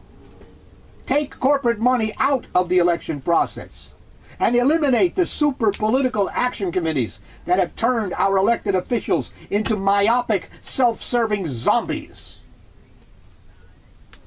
Reform the business of lobbying our elected officials. No more meetings between elected officials and lobbyists at private retreats or expensive restaurants. Absolutely. Let everyone know what the conversation is about by doing it out in the open. Number 3, recognize that health care is a right, not a privilege. Health care and an education in this country, including a university, a college education, a public college education, should not be privatized. We made a GI Bill after World War II. And good health care. You know, so that we could educate those veterans coming back for free. But the Republicans see a dollar to be made here. It happened with the student loans. They were once given free by the government. Now they are paid for. They were turned over to private institutions. And the private institutions jacked up the prices. And now the kids are drowning in debt. Jack up the prices. That's what they do, and they justify it. The right wing in a capitalist system, they justify it. It's of the devil. It's snake oil salesmanship. It's the marketplace. Whatever the market will bear. It's all bullshit. They justified it. They're justifying their greed, whatever the market will bear.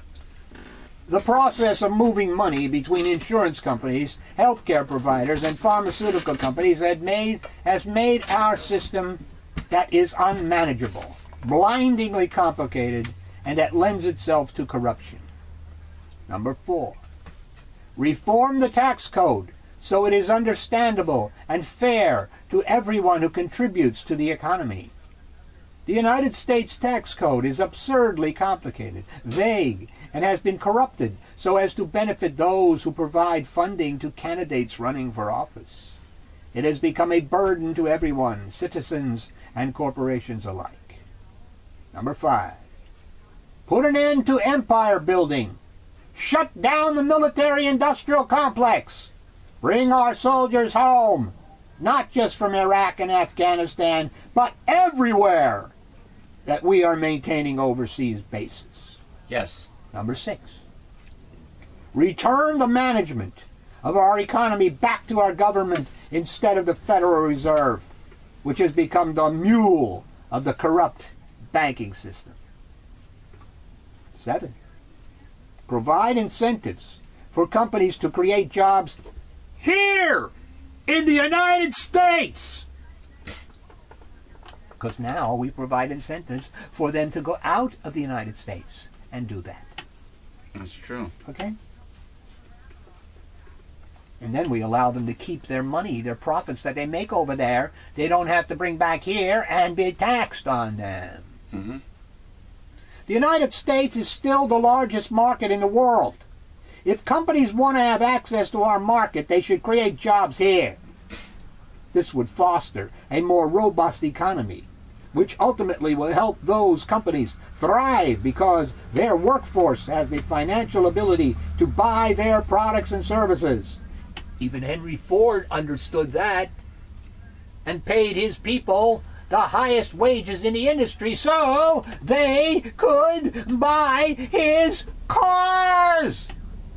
It only makes sense. If you spend your whole life working for a corporation, have a lifetime career with one company, you should be able to afford its products. Number 8, do away with the Electoral College and elect our president on the basis of a popular vote. Yes. Number 9, enact meaningful term limits for elected officials. 10, create a United States that is one nation of all races, creeds, cultures, and beliefs, yet still remains one nation standing together. For a brief time after September 11, 2001, this country was unified in a way we had rarely seen since its inception. We have the ability to be that way. We've shown we can be that way. When we stop looking for our differences, we really will be that way. Outstanding article. Who is this gentleman? This gentleman was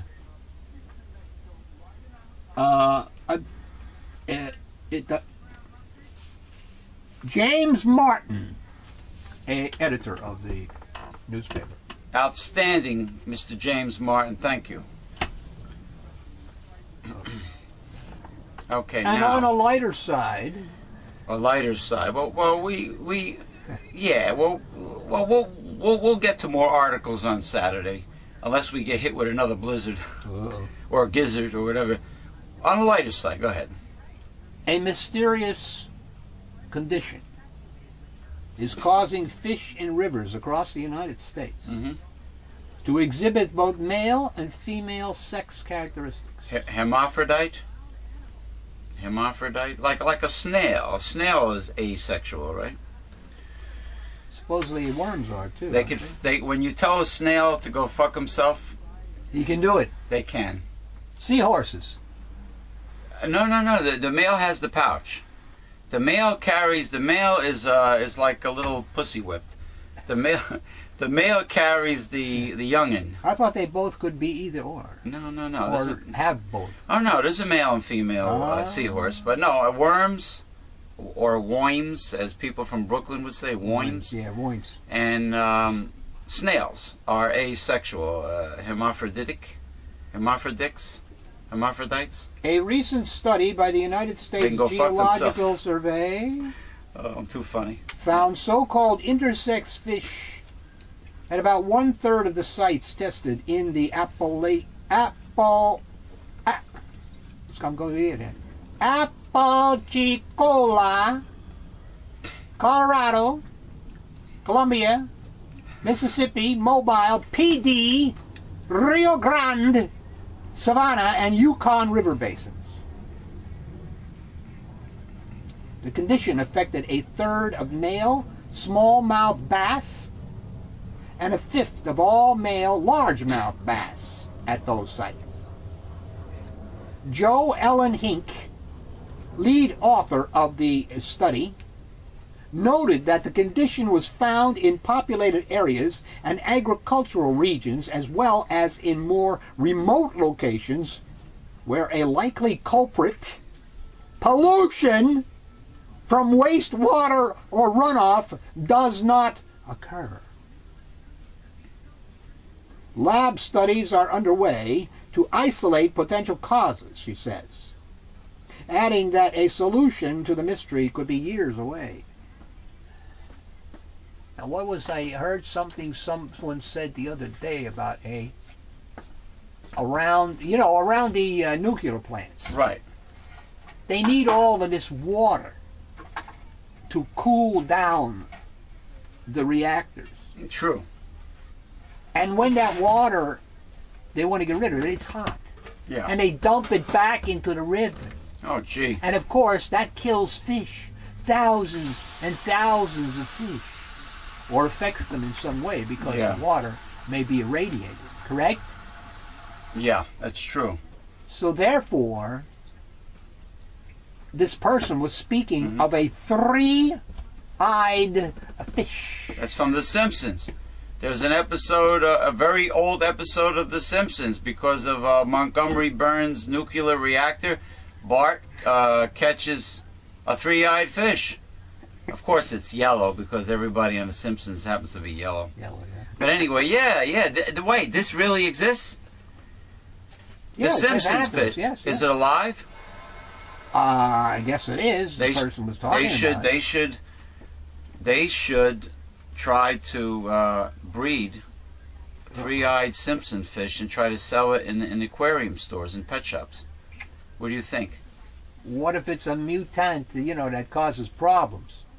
Yeah, well, this is what this is what the corporate people would say. I'm just making fun. Well, I'm making a joke. In relationship to that, now Simpson fish sell like hotcakes. All this propaganda going around now by the big oil companies, and natural gas companies about the fracking. Oh, don't worry about it. I think they need like five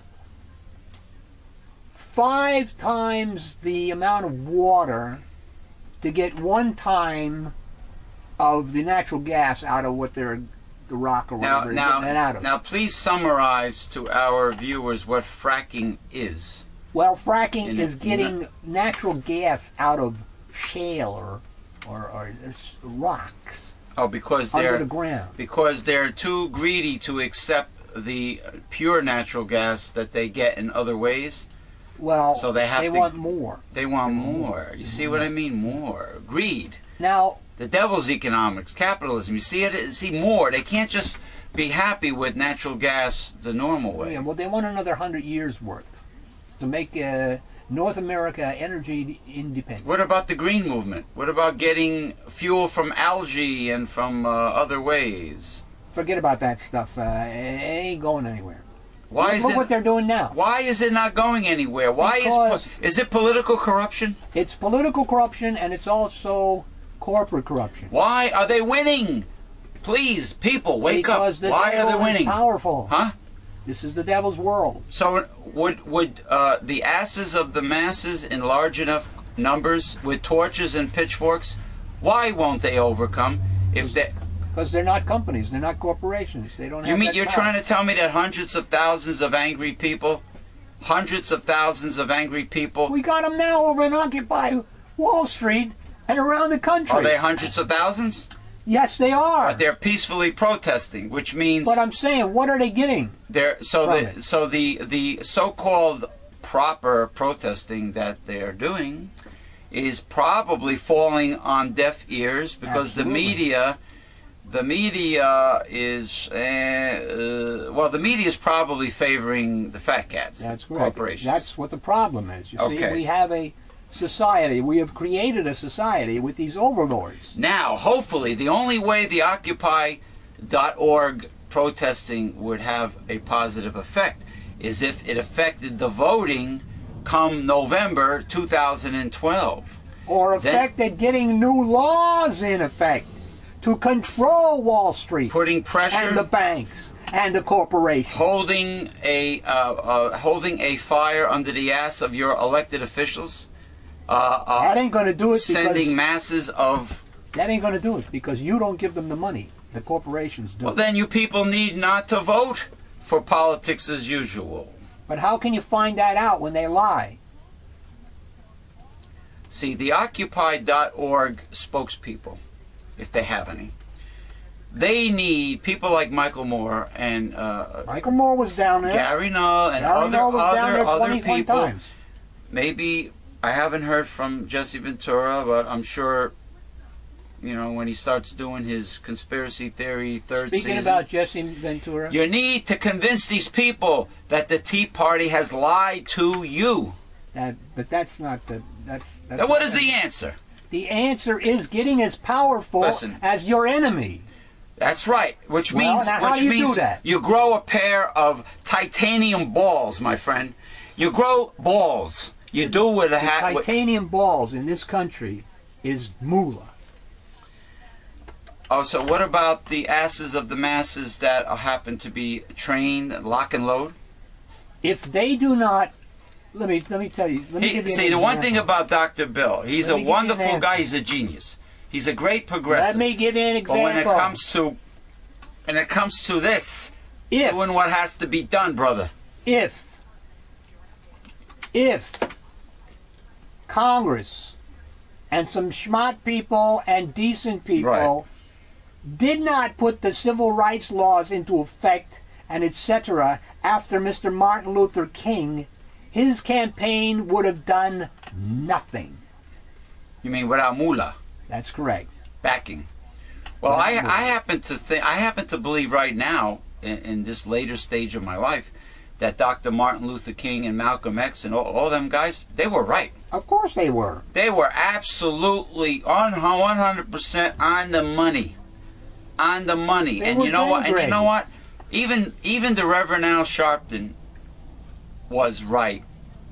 And Jesse Jackson was right in a lot of the things they A said. lot of ways, yes. Maybe almost totally right. But well, they're rabble rousers. But you know, yeah, they were right. Yeah, they were right. I'm going on record to say all these guys were right. Yeah. You But know? the point is, the things that get done in America today don't get done by millions of people in a group, in protest and etc. They get done by who gives the people in power the money. That's how things get done. That's the Koch brothers. Yeah. That's DeVoe, the Amway people. That's the conservatives, Coors, the beer company. That's the ALEC, the corporations together. They understand how to get things done, and they're doing that. What do you think these problems in Wisconsin and Ohio and Florida and in New Jersey with Balloon Boy Christie? That's what this is all about. That's how they get in and get their things done. And then we, who don't like the things they're doing, we have to gather together in a huge group and protest. Well, big fucking deal. Where does it go What from the hell? here? Yeah, exactly. What does that do against the way they have already corralled the ways of making the laws? Okay, my message, and this is a gut feeling, I could be wrong, I could be partially right, but my message to any future, excuse me, if Howard Stern can do it, so can I.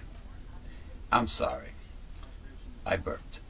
Seriously, on a more serious note, my message to the Occupy movement.org, once you establish who your primary leaders and spokespeople are, because I'm proud to announce that the veterans from Iraq and Afghanistan, I hear, are joining the Occupy Wall Street along with the unions, which is much better for the strengthening the foundation of the movement.